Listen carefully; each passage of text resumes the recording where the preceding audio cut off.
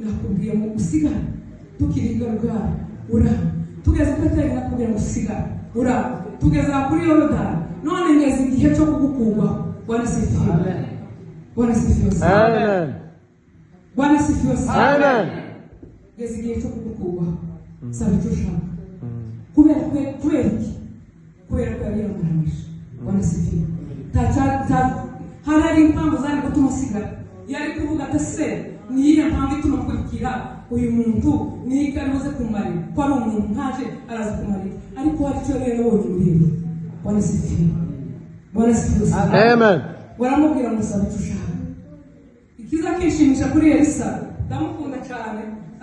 Elisa yamusabye ikintu gito yaramubwiye ngo umpa umugabane kimwe cya kabiri cy'umugabane wawe w'umuntu.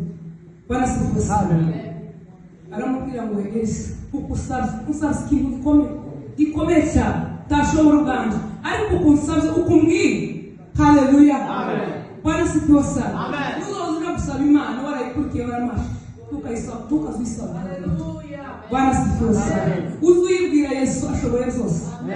Amen. Asifiwe Yesu. Aramubwira ngo usabye ikintu gikomeye usabye ikintu kitoroshye ariko nuntumbi ukabona ndimo kugenda twese tubaye. Haleluya.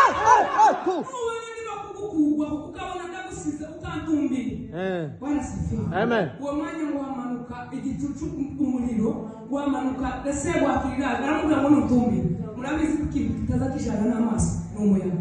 Bwana sifiwe. Umuyaga uzuzana ivumbi, umuyaga uzuzana amababi y'ibiti, umuyaga usuka umwuzura n'ibyatsi ugatuma amaso agumagugunze. Ariko Elisa Bwana sifiwe sana. Elisa arakamye tiyakundira guhunza aramwanga icyo gusa amaso nashaka toko ariko ngeri guco. Bwana sifiwe. Amen. Warangije aramubona mukugwa ngo azamuka ageze mu kirere ageze hejuru ngo atibura umwitero. Bwana sifiwe.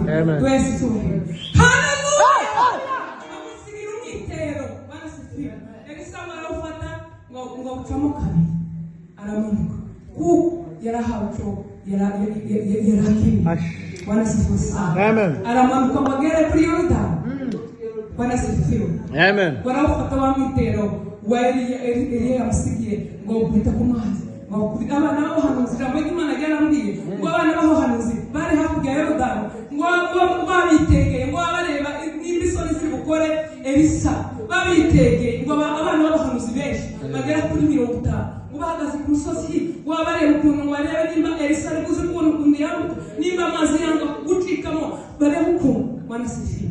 Iyo twakurikiye Imana iyo twamara amahingo gukurikiye Imana hari biza bitwitamira hari biza bituhanga amaso bigatekereza bigambiriye kureba ko dushobora gukorwa n'isura ariko muri ibyo hafi ngo nutumbira Yesu uzabakaho bose bazamenye kubana nawe ngo bareke ubugome bitabe Yesu. Amen.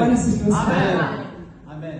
Asifiwe. Isangaramise mwitera kuri amazi amazi acikamo. Bwana sifiwe sana. Amen. Amazi ngo acikamo abana b'abahanuzi ngo bamaka ngo nukuri wa mwuka wari kuri Eliya ngo kuri Eliya kuri Elisa. Bwana sifiwe. Batangira kumwita umugaragu w'Imana kandi mbere bagaza bamwita umukozi wa Yesu ariko batangira kumubwira ngo umukozi w'Imana umugaragu w'Imana. Duhe Yesu cyubahiro. Eliya zija muri Elisa kubera iki? Kubera ko yari yambaye. Bwana sifiwe. Amen. Imbaraga z'Imana zizadusanga twicaye gusa. Oya. Bwana sifiwe.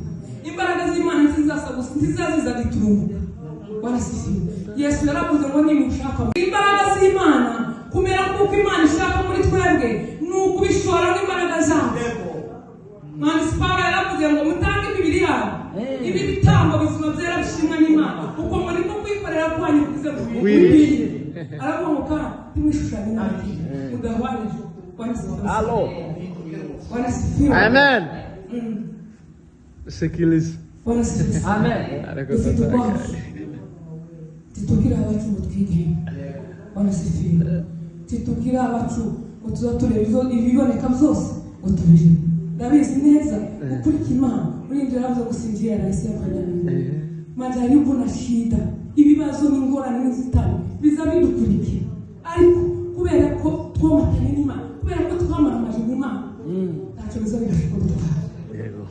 asifiwe. Amen. Nasoma ijambo ry'Imana hano, ijambo rya Rusi. Bwana asifiwe sana. Uyu Rusi ni umukazana wa Naomi. Bwana asifiwe. Mu nzara yateye mu gihugu cy'i Beteli, umugabo witwa Elimeleki, we yari afite umugore witwa Naomi n'abahungu be babiri. Umuhungu we umwe yitwaga Elimeleki, yitwaga Maloni, undi akitwa Kiliyomu. Bwana asifiwe. Inzara iteye iwabo mu gihugu cy'iwabo, ngo batekereza kuja mu gihugu cy'Imowabu kugira ngo basukire. Kwa kundi abantu benshi twebwe iwacu muri Kongo intambara yarabaye, benshi tukwira imishwaro tugenda ahantu hatandukanye mu bihugu bitandukanye, ariko ibo bari barahunze inzara, bari impunzi z'inzara. Ngo Elimeleki aragenda n'umugore we Naomi n'abo bahungu be babiri, ngo bagerayo, ijambo ry'Imana ryarabwiye ngo bamazeyo nk'imyaka 10. Ngo bagerayo Elimeleki arapfa. Bwana asifiwe sana. Ngo amaze gupfa, Naomi asigarana n'abahungu be babiri. Babahungu be babiri ngo bashaka abakobwa b'Abamowabukazi. Bwana asifiwe. Tujane dukurikirane sintinda ko ndagaruka. Bwana asifiwe sana. Amen. Ngo bamaze gushaka abakobwa b'Abamowabukazi, nibwira ko nta ijambo ry'Imana ritubwira ko babasigiye abana. Ijambo ry'Imana riratubwira ngo barashize igihe babahungu nabo babiri ba Naomi ngo barapfa. Bwana asifiwe. Naomi asigara nta mwana afite, asigara nta mugabo afite, asigarana abakazani babiri b'abapfakazi, basigara ari abapfakazi batatu. Bwana asifiwe. Badafite abana. Bwana asifiwe. Bimubera ikibazo. Bwana asifiwe sana. Amen. Ngo bigeze aho Naomi atekereza abakazana biwe Orpa na Rusi, barababwira ngo se bana banje, bakobwa banje, ngo se ko mubona umugabo wanje yarapfuye, none namwe abagabo banyu barapfuye, none ko turi mu gihugu cyanyu, mufite iwanyu mwavuye, mufite ababyeyi bose, mwasubirayo mukaja mu gihugu, mukaja iwanyu mu miryango yanyu, mukazareba ko muzongera gushaka mukabyara. Bwana asifiwe. Amen. Ngo barangije bararira cyane, batera hejuru, natangiye hejuru cyane ndavuga ku ijambo nashatse kugeraho ryo kumwamamaza. Bwana asifiwe sana. Ngo barangije ngo bararira, baramubwira ngo iryo jambo urisubiza uri kumwe titwose. Bwana asifiwe. None ngo Naomi akomeje kubinginga mukazana w'umwe witwa Orpa, ngo aramukarabije ahaguruka gusezeranya nyirabukwe, amaramaza gusubira iwabo. Ngo ahaguruka ahobera nyirabukwe, ngo aramusoma, arangije ngo aramusezera, asubira iwabo, aragenda. Ngo asigara Rusi asigarana na nyirabukwe.